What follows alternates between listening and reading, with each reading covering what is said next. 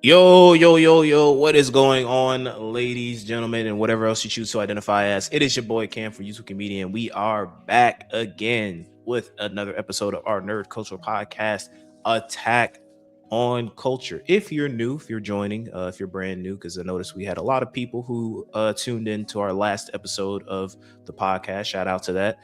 This is our weekly, bi-weekly, whenever we record podcast of just talking about things in the nerdom. When it comes to anime, comic books, video games, movies, you name it. So if you're new here, welcome, and hopefully you're here to stay. I am joined with the co-host, the boy Trail Sav. Go ahead and say what's up to the people. Yo, apologize again. I know most people don't care about seeing my mug, but brother, I'm at work. The grind don't stop though, so we're gonna keep this rolling. Yeah, the grind does not stop. We want to keep pushing out this content for you guys to enjoy. And again, special shout out for the last episode receiving the attention that it got, because usually we don't get that much views as far as like our super long episodes are concerned. But hey, I guess the Xbox news really was of a concern to a lot of people. So shout out to you.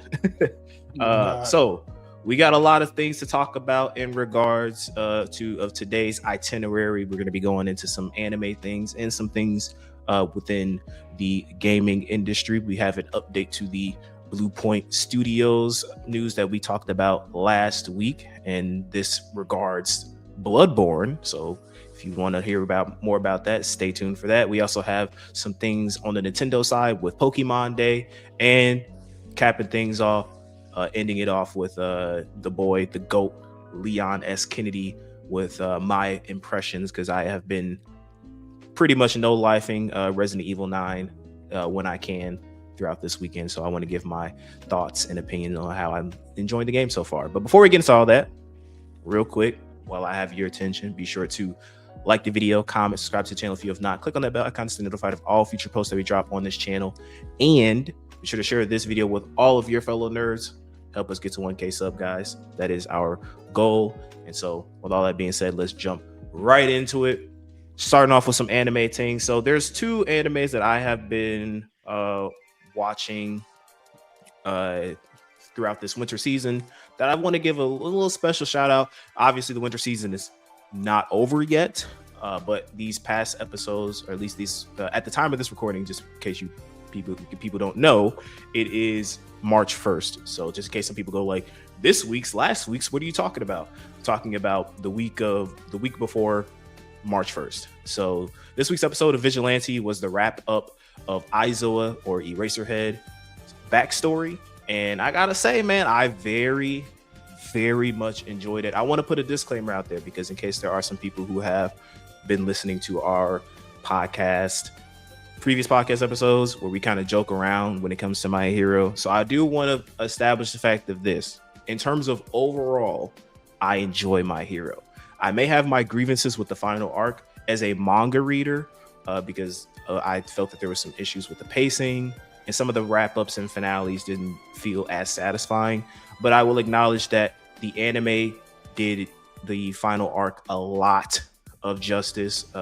Studio Bones killed it.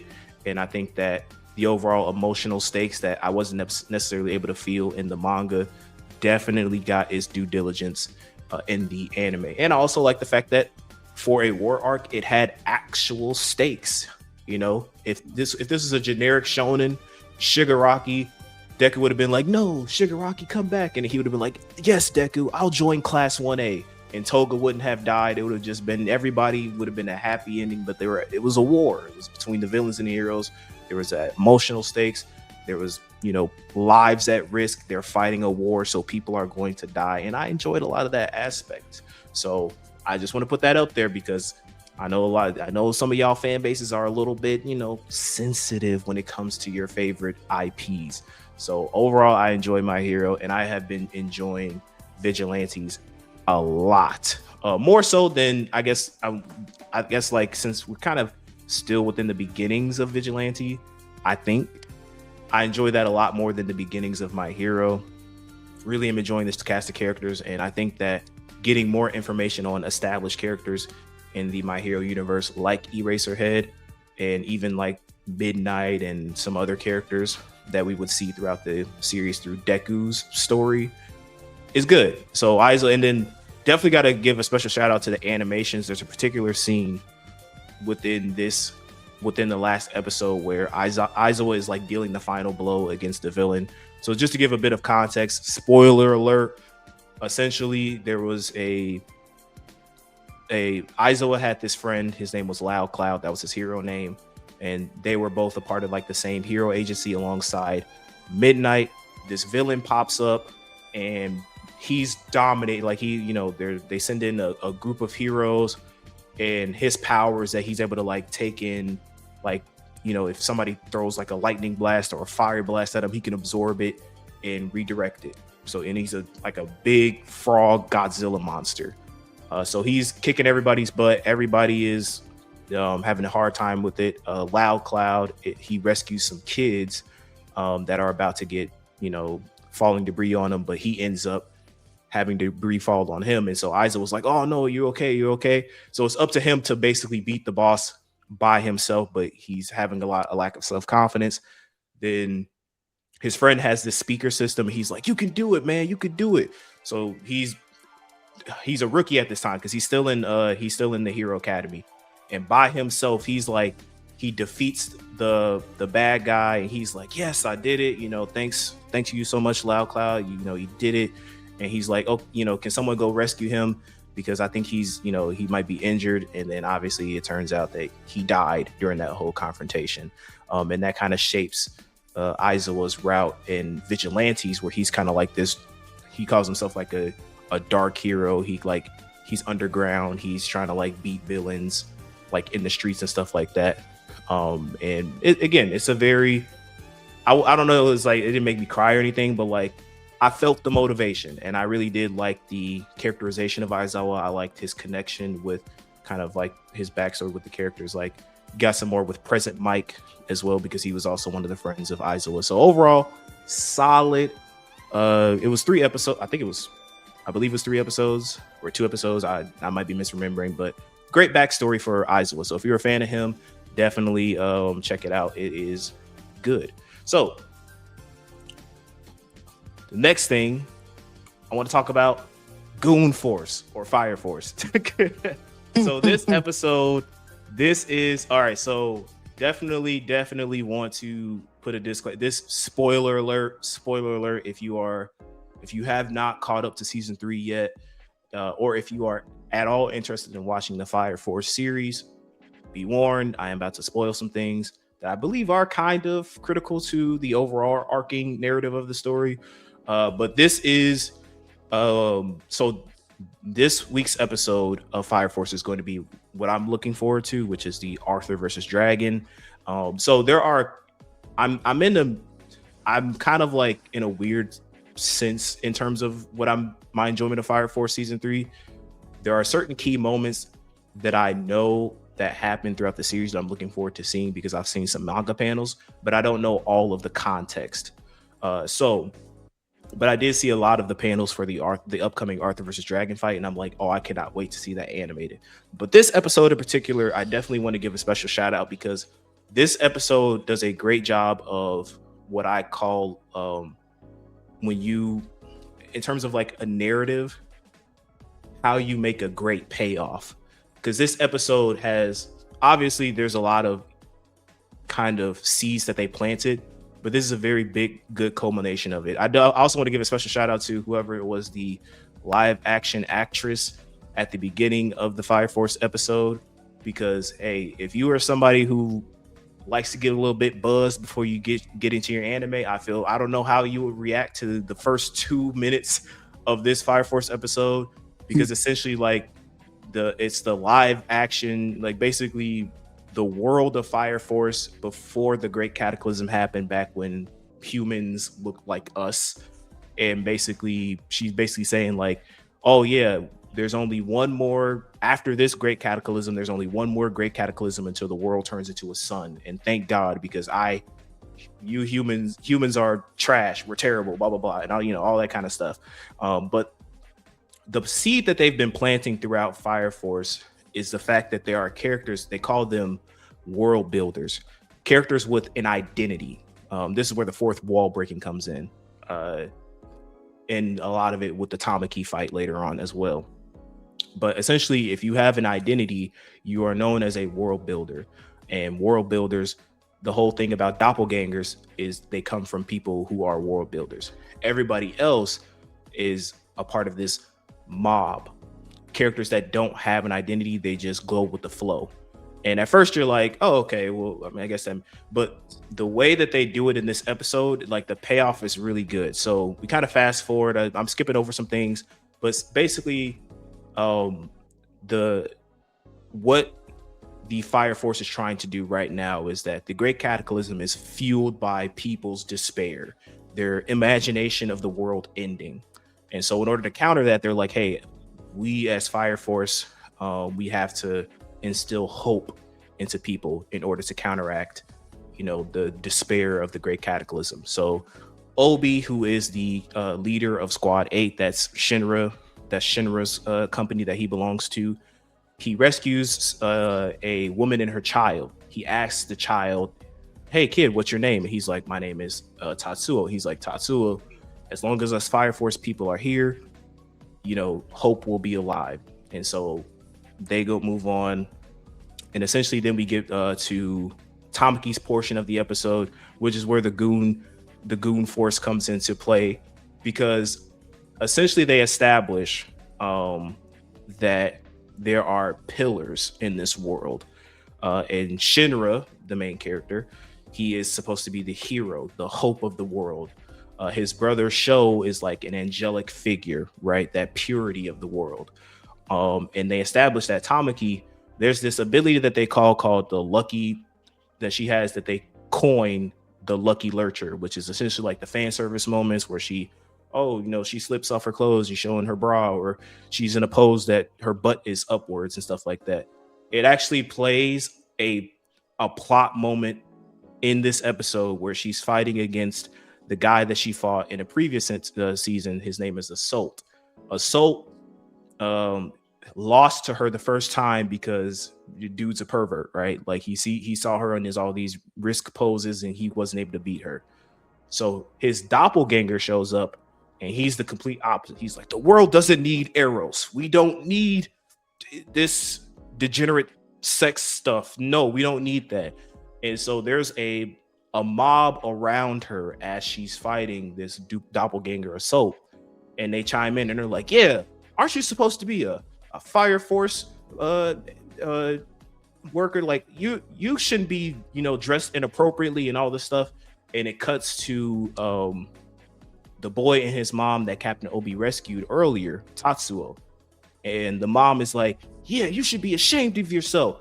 I hate, I hate that. Like, you shouldn't be dressed like this. And then Tatsuo's like, why do you have a problem with this? Like, what? She's beautiful. And you can tell that she takes care of her body through daily training and she's fighting to save us. And the mom is like, I don't think it's fair that she has this great body and she's showing it off. It's not fair to other people. And so there's this debate that kind of goes on where he's talking to her. And it's like it's almost like a weird, because he turns into like a completely different person as he's talking to his mom. And he's just like, well, you're a researcher. You're like a super smart person. So how would you feel if some dumb person came to your work and you had to give up your position because, you're talented and that person's not? And so it's a back and forth debate. He basically wins the debate by saying you're being hypocritical. And then she just vanishes out of thin air. And one of the other people who are in the company 8 asks, like, what happened to her? And Tatsuo says she's fulfilled her purpose as a mob. And it goes back to the beginning of the episode, and I was like, oh shoot, because Captain Obi only asked for the boy's name, and the guy was like, oh shoot, I've never known her as anybody but Tatsuo's mom.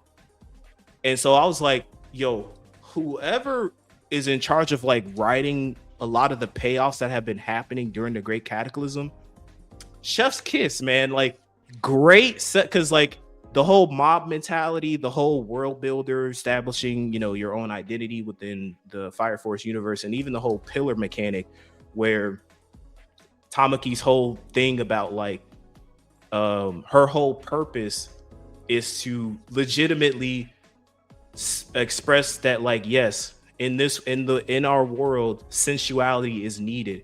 And so the mob that was around her at first, that was jeering at her and going like, we don't need this pervertedness, they all just like take off their clothes and start dancing and stuff. And I'm just like, what the it's like, it's a weird scene, but in the context of everything that's happening, it makes a lot of sense. As much as I like the whole payoff, I still don't like the fact that, you know, she's underage and you're sexualizing a minor. That always rubbed me the wrong way.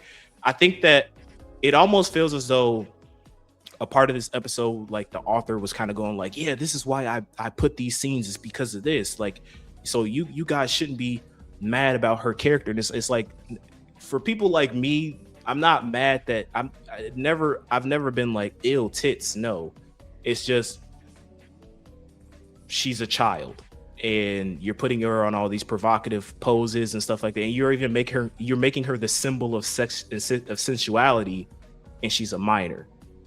That's weird.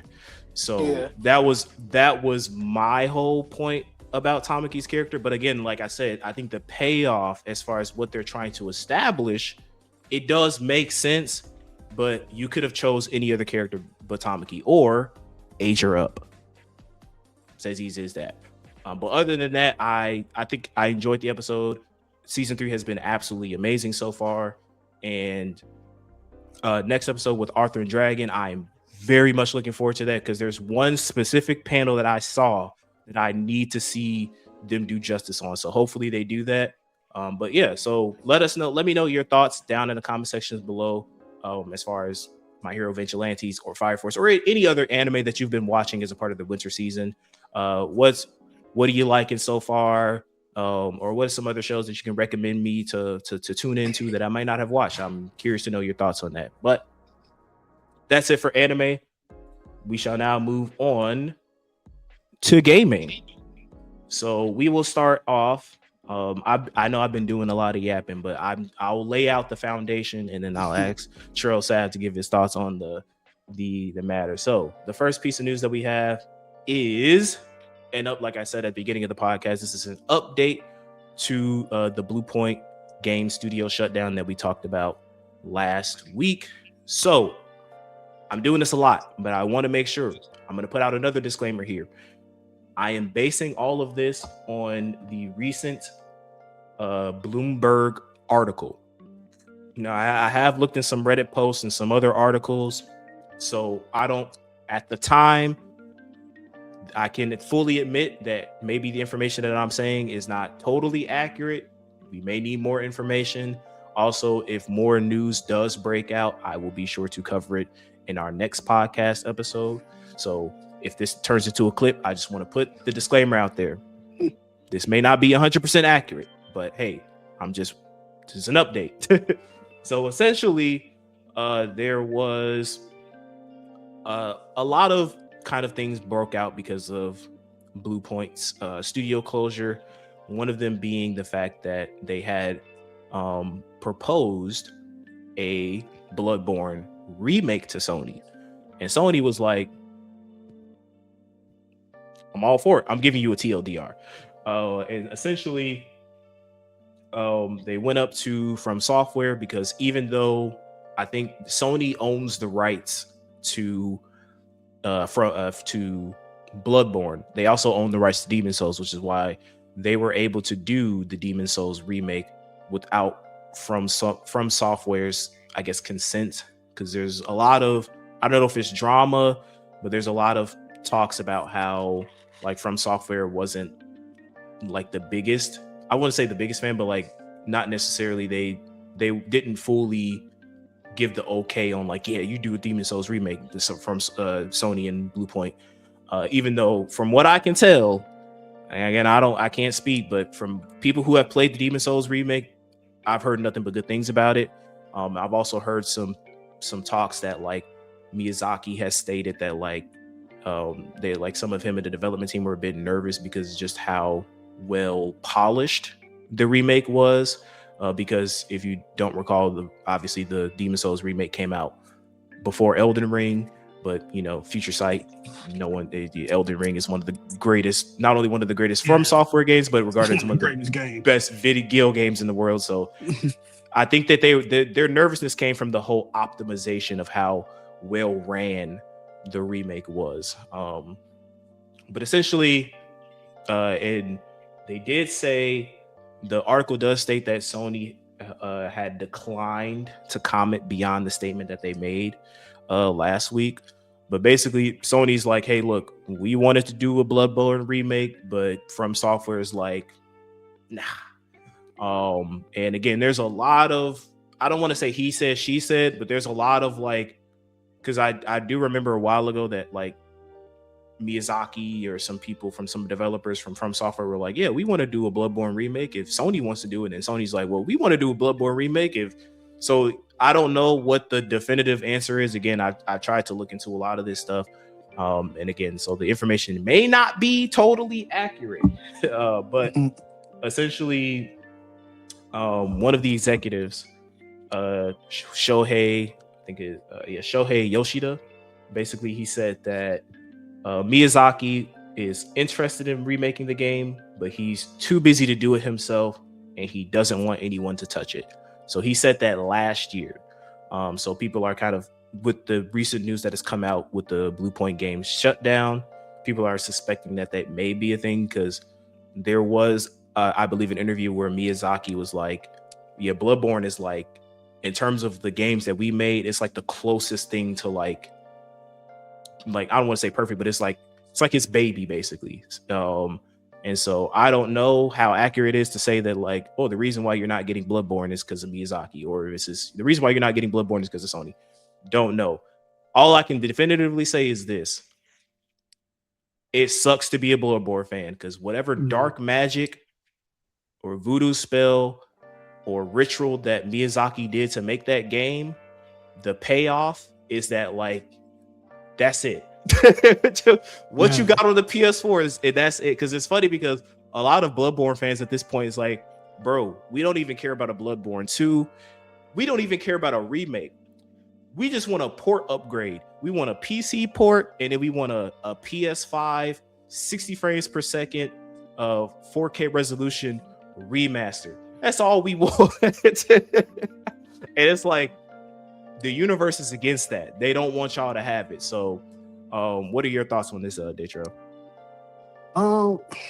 First, I agree with what you're saying. Second, I want to say Sony is literally the maturest gaming company known to man, because they've been getting beat up and down for years for not making a Bloodborne remake for the PS5 or a PC port for 60 frames per second and stuff like that. They get absolutely dog walked on the internet for it.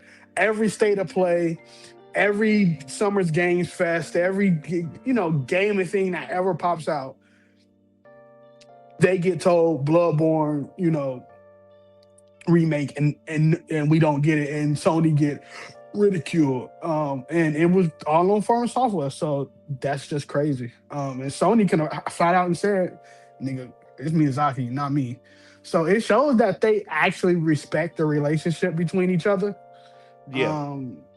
And that's cool. Miyazaki and From Software is legendary now. And they was legendary before, but Elden Ring put them on a different stratosphere. So now they kind of, can move at the beat of their own drum and not have to worry about Sony or Xbox or even Nintendo for that matter. But also, not to be on a conspiracy theorist run, but if I was to think, because they got a new game, called like Dust Bloods or something like that. Mm-hmm. Depending on how long of development Dust Bloods was in development, I wouldn't want to make a remake to Bloodborne either to compete with that in terms of people engagement. Mm-hmm. Because a lot of people are basically saying that this is From Software's kind of answer to Bloodborne, like basically a spiritual successor, or essentially because again, Sony owns the IP, the rights, whatever you want to say, to Bloodborne. So maybe this is From Software's way of going like, hey, this is our Bloodborne now. Yeah, and the name sounds pretty much like it. The theme sounds like it. I mean, looks like it. And that's just straight conspiracy theory. I don't know, but I also want to say this. They probably want the game to be multi-plat, and Sony don't want the game to be multi-plat. That's another big thing. I know Square and Sony is bumping heads off that with the Final Fantasy Final stuff. Fantasy, yep. Yeah, so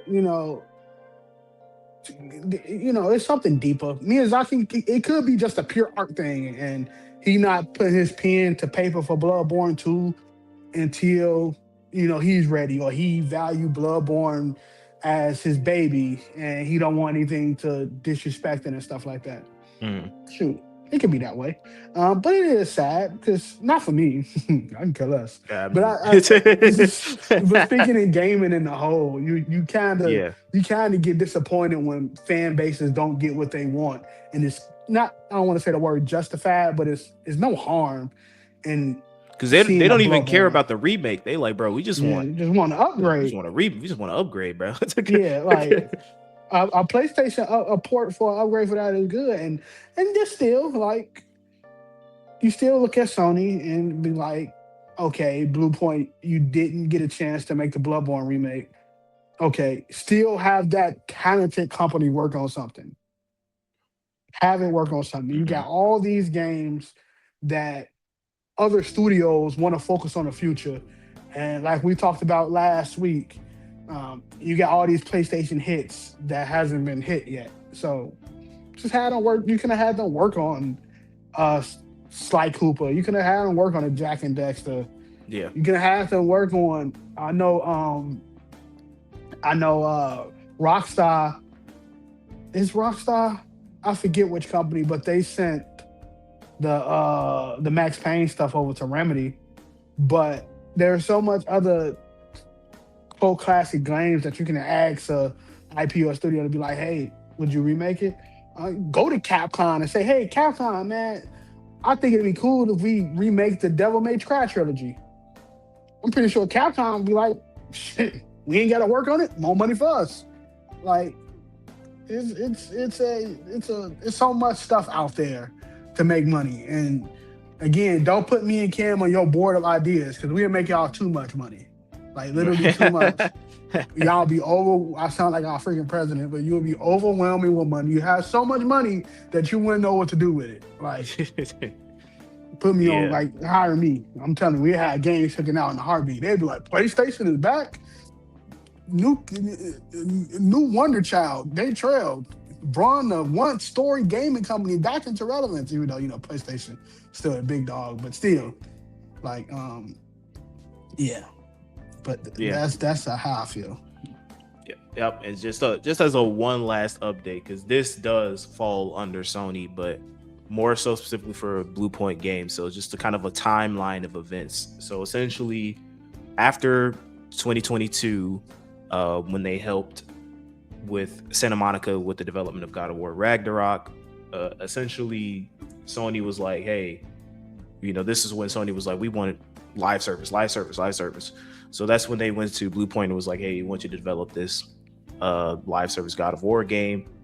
Apparently through the brief development or planning out phase, the game was supposed to essentially be like Atreus goes into Hades and you will control different versions or aspects of Atreus as he goes through Greek hell, and there's supposed to be some type of co-op associated with that. No. That sounds horrible. Yeah. No. And again, the studio itself was like, bro, we haven't made, because they haven't made like their own original game since 2006. And so they're more so, their expertise is more so like remaking games and stuff, which is why they did Shadow of the Colossus and also Demon Souls. So they had no experience when it came to like necessarily not only developing an original, not an original game, but like developing like a live service game. They had no experience with that. And so they wanted to, that's when they wanted to go into the Bloodborne, but then, we just talked about that.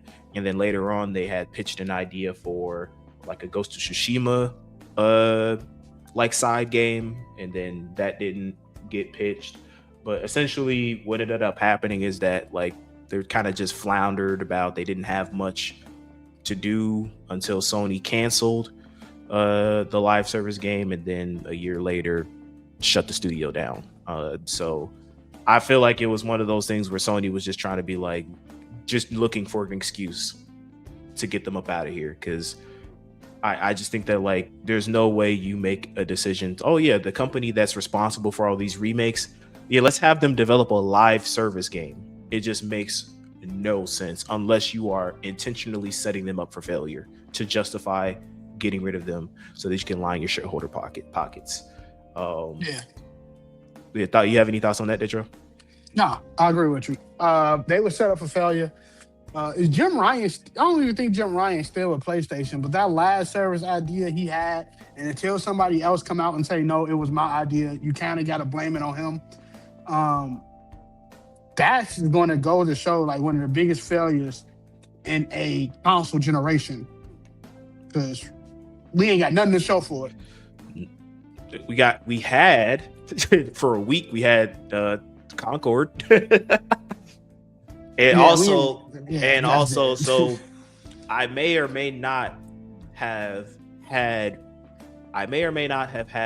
an opportunity to play another one of Sony's recently announced live service games that shall not be named. And I may or may not be able to tell you. So that's all I'm gonna say for that. They're just not looking. They're not looking good from a live service viewpoint. So, So moving on from that, we shall let us know your thoughts in the comment section below. What you think about the Bloodborne stuff, and also the updates as far as like the whole BluePoint game studio shutdown in the comment section down below. So now we're moving on to Pokémon Day announcements. So recently this week, Nintendo had the 30th. It's great, 30 years, man. Pokemon 30-year anniversary of Pokemon, and we had got some announcements of some future projects that are coming out later on this year and next year. So I wanted to pull up, so I'll just list everything that they announced, and then we'll go into a little bit more detail. So essentially we had Pokemon Winds and Wave, which is Gen 10. We have Pokemon Champions, got a kind of a release date, kind of, where it's supposed to come out sometime in April. And then we have Pokemon XD, Gale of Darkness, the GameCube, Switch Online membership service is coming to Switch 2. And then they announced a Game Boy jukebox with music from Pokemon Red and Blue. And also there is going to be a new TCG collection, which hopefully these retail stores and other places have some effects for stopping these weirdos from going on shopping sprees for this type of stuff, and let the kids have fun with Pokemon. But yeah. So what are your thoughts there, Trail? You can start with whatever you want to start with the Pokemon Day. I want to go first. I want to go into the red and blue ports, because I don't even want to say remakes or remasters. I want to say, I'm not even about to have a emulation versus buying thing. Nintendo fans don't emulate. Emulation fans don't buy. So that's not even a full. There's no reason these two fan bases should be arguing, because they don't do that, right? I feel like it's a mute situation, because Nintendo fans said they wanted red and blue on their Switch. for like Pokemon Home and stuff like that. They got what they wanted. And emulation fans are going to say, well, you about to spend $20 on something you can get for free. They know that. Like, emulation has been around. Cam, I'm 30. You about to be there soon. Emulation has been around since, I don't know when. We've been playing ROM hacks and stuff for years, 15 plus years. These Nintendo fans know that they don't want that emulation, right? What I'm trying to say is that I think to have more people subscribe to to your online service, you could have made that joint free. And I know free and Nintendo don't mix, but I think way more people will be like, hey, this is a good reason to have that Nintendo online, is to basically like, hey, it got red and blue on there for free. And that it's so cool because, again, the cool thing about that being, on Nintendo Switch officially, that it will be integrated into Pokemon Home. So if you decide to play that game over again, you will have that Pokemon from Red and Blue, universally, hopefully, if Game Freak don't do no shenanigans, can put those Pokemon in newer games and stuff like that. So which is really good. Or like the new game they coming out that's just all about online battling, Pokemon Champions. Yes. You can have Red and Blue Pokemon being Pokemon Champions, especially with them having all the mechanics from all the other games. I think is rumored to happen. That's what I wanted to ask you, Trail. Do you think? I believe it is so. This has to be Nintendo's answer to like Showdown. Yeah, it could be. I think Showdown. I'm a Showdown stand. I know Showdown will stay. I'm saying, but this is like Nintendo going like, okay, because Nintendo is obviously aware. They are aware of Showdown. They know that it exists. So, because like the fact that it's everything from all 9 generations of Pokemon, and I'm pretty sure it's going to get updated when Gen 10 comes out and all this other stuff. Yeah, I feel like this is Nintendo going like, yeah, we're aware of Showdown. Here's our answer to that. And yes, I agree. I think you giving Nintendo fans another thing that they've been wanting is another Showdown-esque game. I was going to say game mode, but another Showdown-esque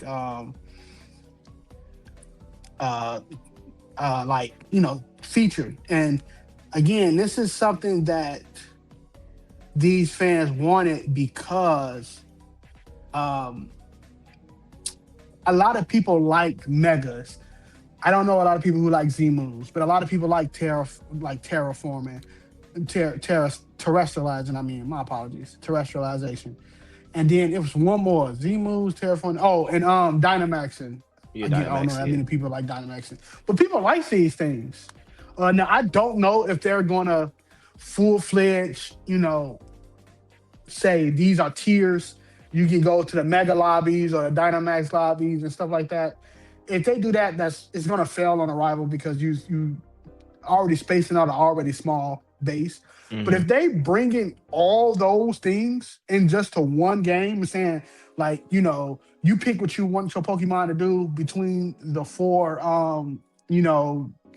game mechanics, like this Mega Raichu is going to go against a Dynamax Snorlax. Mm-hmm. That's fire. Yeah. And it resembles more of like the anime, because the anime do not care about what the game's got going on. The anime, you're going to see a terrestrialized Charizard going against a Mega Charizard Y. That's just how the anime rocks, bro. And shout out to them for that. But when it comes to the games, I think that's really, really good. And I do think, like you said, it's an answer to Showdown. But Showdown, in essence, is still more of a battle calculator than it is that's why I think it's still a thing. Because it's not necessarily a game, what it is like a battle sim. I think Showdown will still continue to flourish, especially if Champions is paid. Like if it's not Champions gotta be paid. If it's like you gotta pay for Champions, then I feel like people will go like, I'm sticking to Showdown. Yeah, I think Champions Showdown really. I don't know why. I'm gonna keep it a bean with you. Showdown has a really big, what's the word? Like fan base. It's a really big community, and I know it's like, oh, it's Pokemon, but then again, you still gotta go on your web browser. But it's Showdown. You would never be like out waiting for a Showdown game. Like I can go in here right now and show you how fast you can find a random battle in Showdown and stuff like that. And Champion is most definitely going to be a paid thing because it's Nintendo would literally be swimming in like they'll have to like greedy niggas want to have to leave for them to make that free. Because you mean to tell me I can get all the Pokemon that I have from all the other generations that's in Pokemon Home, and I can battle niggas with Pokemon I had from 5 to 10 years ago for free? I don't know. I don't know. It's gonna be a dub or something. Yeah, Nintendo like, no, you gotta give me a little something for that, man. But I would say this again too, just to keep talking about it. People who complaining about the starters, I'm gonna need y'all to exit stage left. They went 3 for 3 in my opinion. The starters went 3 for 3. I like the starter designs for sure. They went 3 for 3. The dog that looked like, I forget what type of dog that is. What is that? It's not a Pomeranian, is it? It probably is a Pomeranian. That looks like that. The gecko or newt or whatever they got right there looks fire. And that goddamn bird. Top 5 Pokemon design of all time. Angry Birds Leaf. Yes, bro. I ain't even gonna hold you. When I saw the dog, I was like, yeah, that's my starter. Right. And I'm biased to fire starters, right? I'm like, yeah, that's my starter. But then I saw that goddamn bird. And I'm like, I'm sorry. I'm sorry, dog. I'm gonna have to lock into this goddamn I'm gonna have to lock into this bird right here. And I think the designs are so good that these things can turn into anything. Like, I don't know what these things are gonna turn into, but I personally believe these things could turn into anything, and it's all gonna look good. I think they went 3 for 3, especially with the bird and the dog. I think the lizard thing is cool, but I'm pretty sure when that thing eventually hop on 2 legs and does some type of water poison type, it's gonna look way better on a water starter. But that dog and that chicken, I can't wait. It makes me want to buy a Switch 2 literally for that angry chicken or bird or whatever it's gonna be. So you guys got the positive side of that. Here comes Mr. Negative. I don't care about any of this stuff. I'm gonna keep it a buck. Genuinely. These could be the most 10 out of 10 designed Pokemon. I need to see actual in-game, not computer, not emulation. I need to see actual in-game gameplay of this stuff. You just showing me some water, some trees, and some volcanoes does nothing for me. The Pokemon designs does nothing for me. At this point, I have been at the forefront of a lot of these modern Pokemon releases, and like I said, Legends EA, I mean, compared to Scarlet and Violet, it's a masterpiece, but that game was mid as heck. And no, I have no intention nor desire to play the DLC of Legends EA. I'm not doing that. But I need to see stuff. It's kind of like nowadays when I see a CGI trailer of a game, it does nothing for me, because I believe in the age-old saying, as wide as the ocean, but as the depth of a puddle. You can look good, but if you ain't got no substance, what's the point?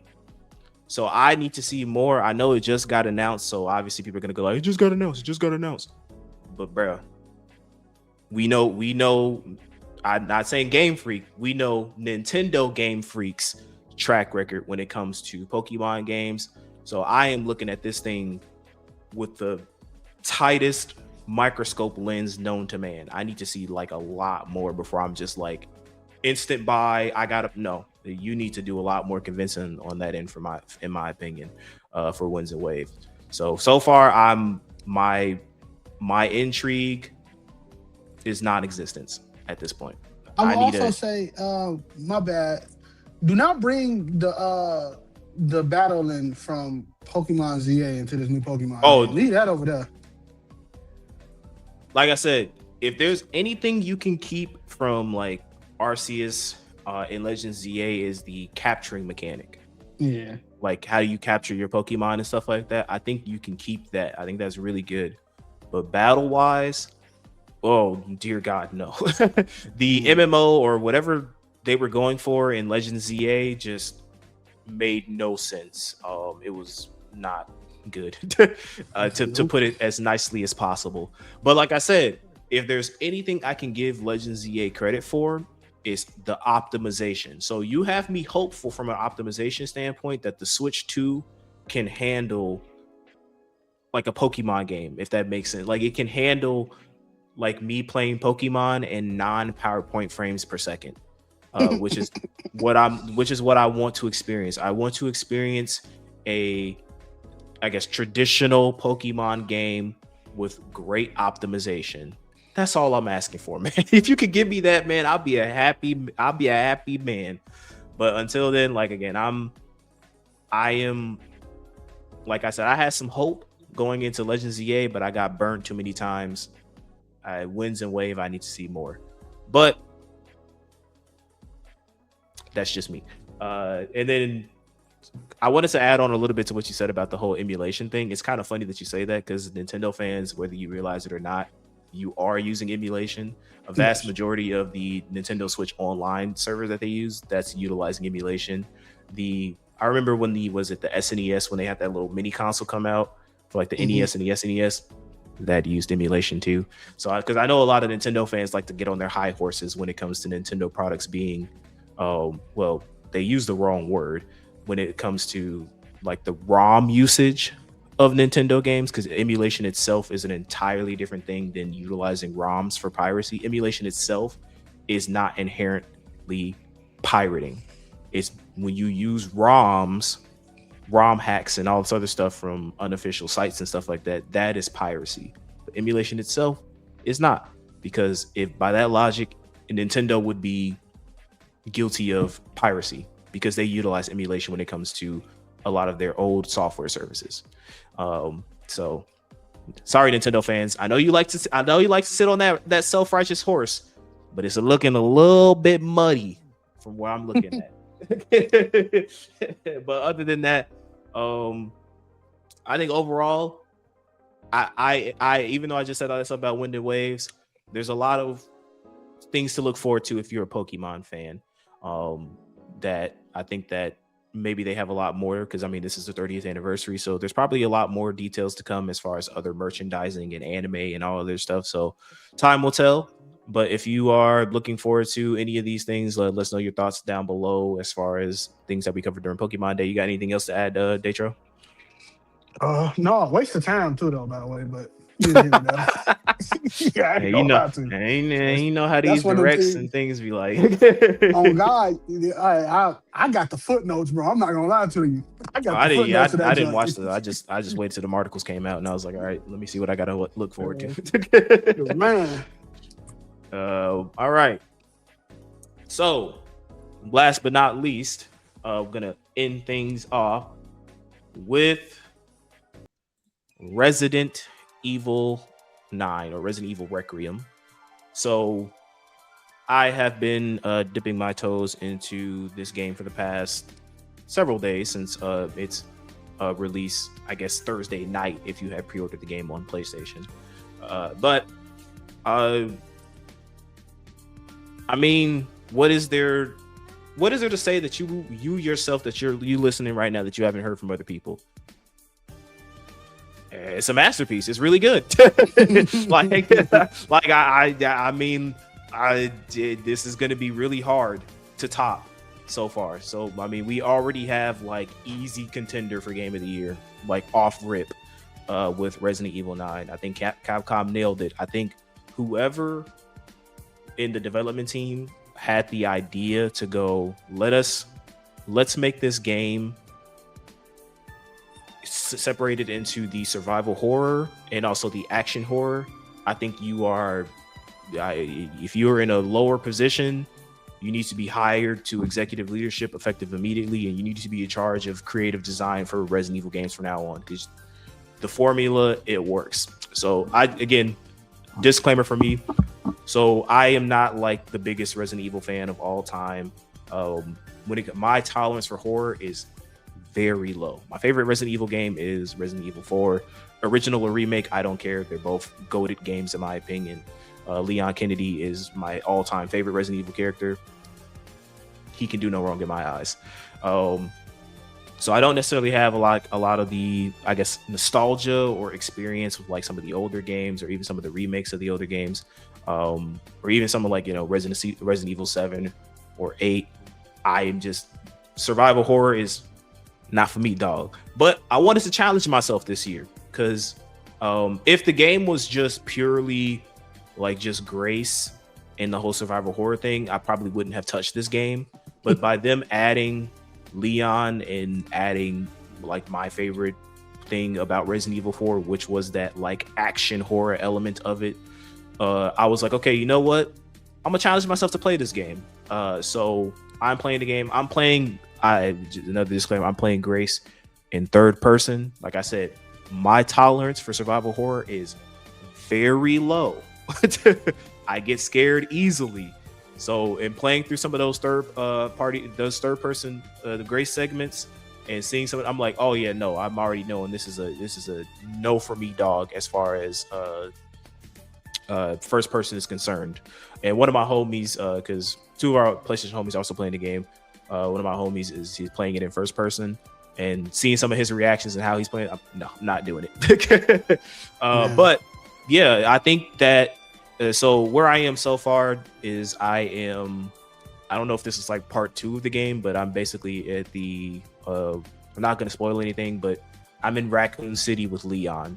So if you know, you played the game, you know where I am. But just going through some of the Grace sections, like even for someone like me, again, who I scare easily, I am enjoying some of the Grace segments. I think the puzzles and the layout of the area is really good. There are jump scares in the game, but I think that one thing that Resident Evil does really well, and they even did it with 4, even though 4 is not really like, I can go through 4 easily. There's not like any parts of 4 where I'm like, I'm scared, you know what I'm saying? Because Leon has a gun and I just shoot them in the head. But the atmosphere, Capcom knows how to nail atmosphere with these games. So many of Grace's sections are in these like very closed, tight areas where like light is scarce. I mean, you do have access to, well, at the beginning of the game, you get access to a lighter, but then eventually Grace gets a flashlight. So like being able to kind of like see some areas, but like it's a dim light. You don't necessarily know what's around the corner. The kind of the eerie environmental music that they have, and then obviously like segments where there's a big monster chasing you or stalking you.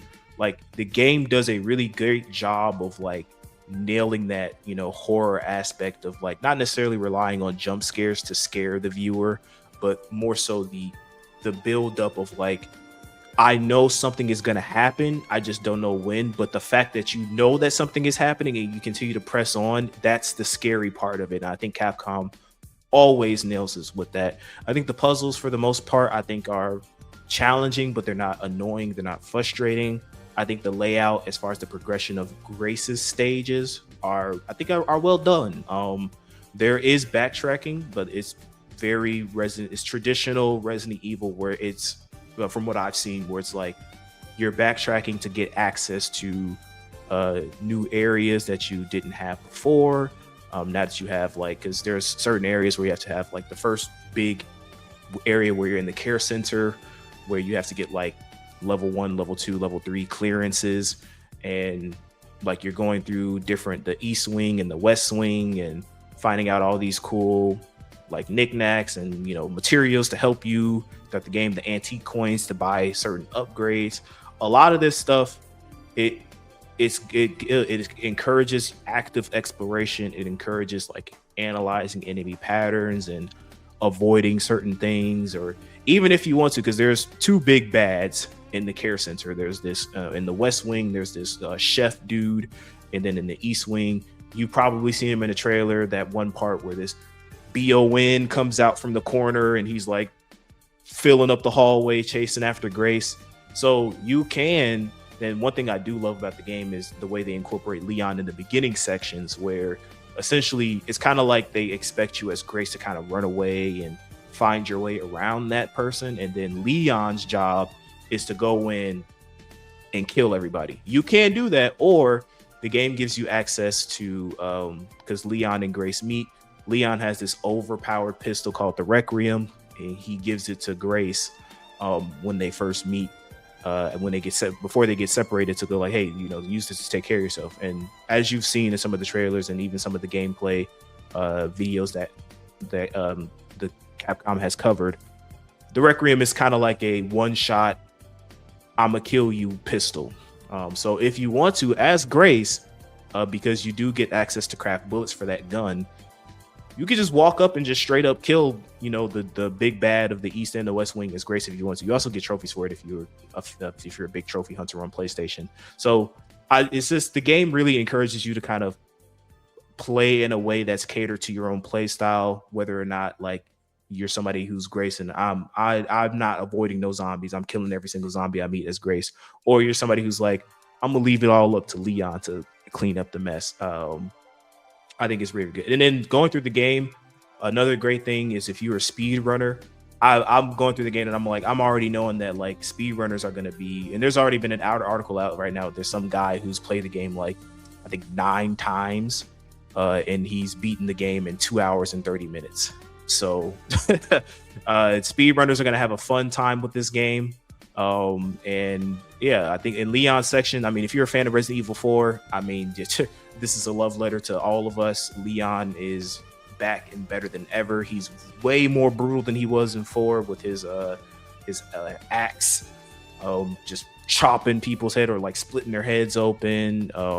He has access to like he's doing a lot more like gun, what's it called, gun kata, like gun fu type stuff. It's really cool. He feels like he's a lot more of like a veteran, like I've been here before, I'm tired of this nonsense. And he's not doing unnecessary backflips anymore. He's like, listen, I'm just gonna shoot you in the head, kick you, take this axe and rip your head open, right? So but I'm liking it. It's very good. It has a lot of callbacks to certain I'm not going to spoil it obviously, but there are certain returning Resident Evil characters that are in the game. That's cool.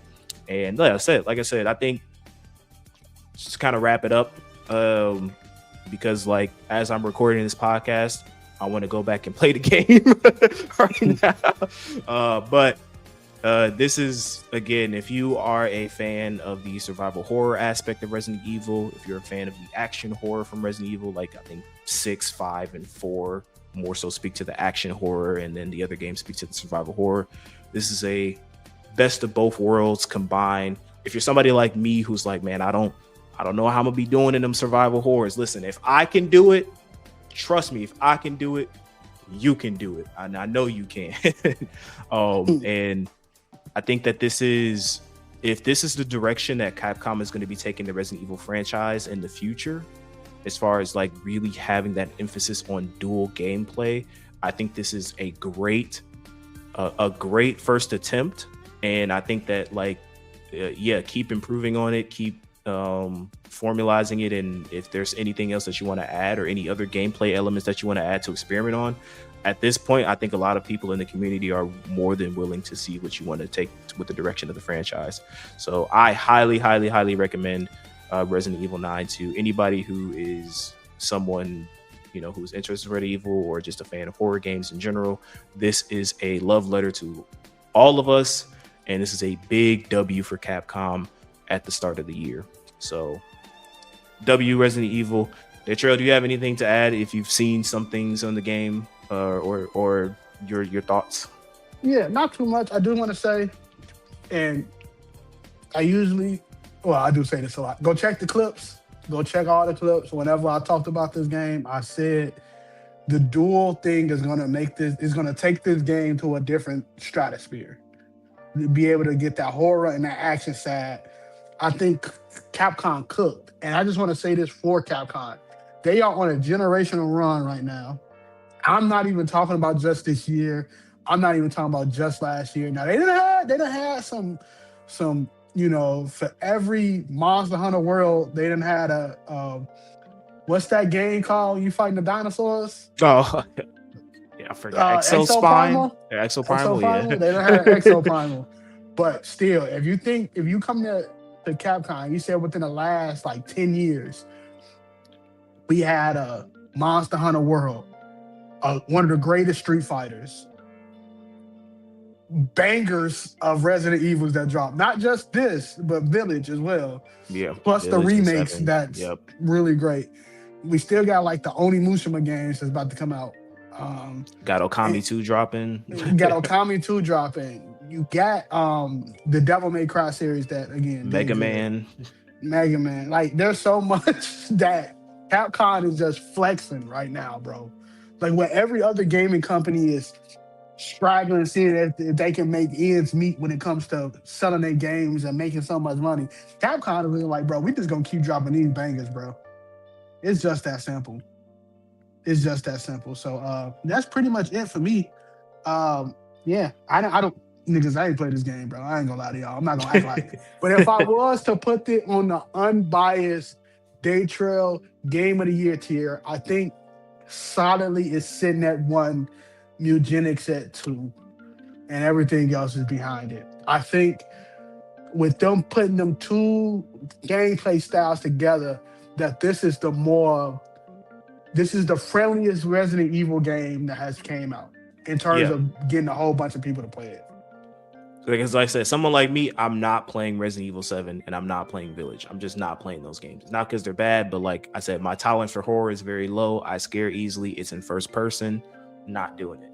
But Resident Evil 9, not only do you give me the option of third person with Grace, but then I also have the Leon segments to look forward to. So someone like me, I can force myself to go through these great, and even in those great segments, I'm still finding a lot of enjoyment with like the puzzles and the maneuvering and navigating through like the different zombies and stuff like that. So I think that Capcom, again, like you nailed it, and this is just a little something for me. You know what I'm saying? If you go do anything in the future Resident Evil, I would love to see a 5 remake for co-op Resident Evil with Chris and Sheva. So I'm just saying, I know y'all can cook on that too. So, but other than that, let us know if you played Resident Evil 9 or Resident Evil Requiem. Let us know in the comment section down below how you have been enjoying it so far, and let me know without spoiling what's your favorite moment in the video game. So that's it. That's all we have today. In regards to the entire podcast, let us know your thoughts in the comment section down below. Again, I like to emphasize this, that I mark everything in chapters. So you don't necessarily have to watch everything in sequential order. If there are certain topics that you just want to fast forward or skip to that you want to hear us cover, feel free to do so. We're not forcing you to do it. A view is a view in my eyes. But if you did stick around for the whole thing, and I'm looking at you right there, you a real one. And I highly appreciate it. So, while you're down there commenting, while I have you there, be sure to like and subscribe if you have not, and be on the lookout for more future content on the channel in regards to our sports podcast, 3 from the Rings, and our other things that we're cooking in the background, getting things ready, because again, this is our year. We want to expand, grow, and evolve our content for you guys to continue to enjoy. So stick with us, rock with us, and in return, we'll be sure to produce content for you guys to enjoy. So with all that being said, guys, thank you so much for watching. God bless. Enjoy the rest of your day. See you next time. Peace.